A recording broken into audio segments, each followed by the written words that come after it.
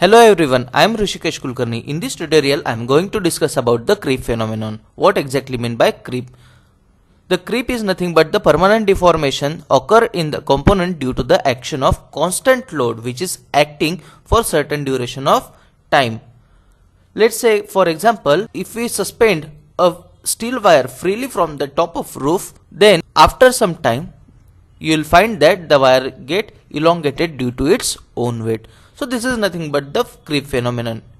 Okay. The other examples of the creep is the collapse of old building and bridges. The creep may occur at certain elevated temperature of the component, or it may occur at room temperature also. The creep is the plot of deformation occurred in the component, that is strain in the component, due to the action of constant load which is held for certain duration of time. When we load the component, instantaneously there is certain deformation. This deformation is indicated by region OA on this creep diagram.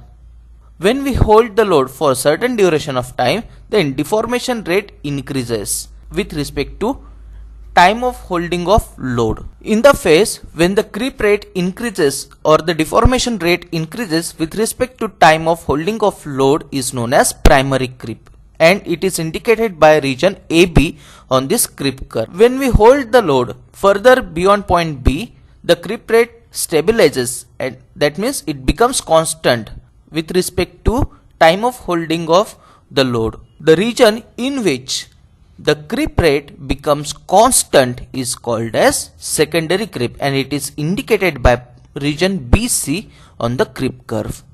Again, if we hold the load for certain duration of time beyond point C, then the deformation rate, that is creep rate, again increases drastically and the failure of component occurs finally. The region in which the creep rate again increases or the deformation rate again increases is known as tertiary creep, and it is indicated by region CD on the creep curve. So this is about the creep.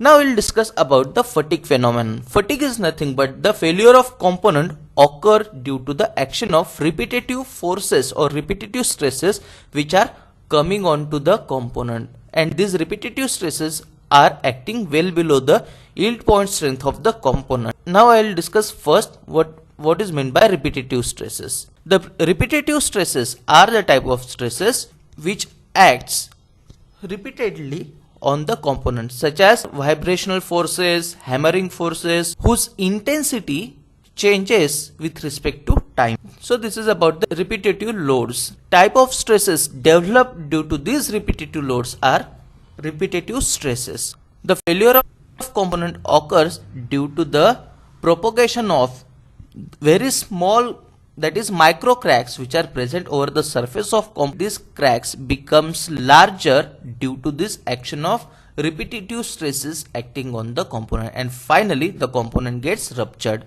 Sometimes we heard unbearable sound coming out of fan. This sound is generated due to the rupture of bearing which got failed due to this fatigue failure. The fatigue in the bearing occurs due to the vibrational forces created in the fan, and due to these vibrational forces which are acting as a fluctuating forces or fluctuating stresses on the bearing, and by this way the bearing fails due to fatigue. So this is about the fatigue failure. To avoid the fatigue failure, the material for the component should be selected such that its fatigue sustaining capacity should be high. Okay, thank you for watching video. In the next video I will discuss about the endurance limit and SN curve. Thank you.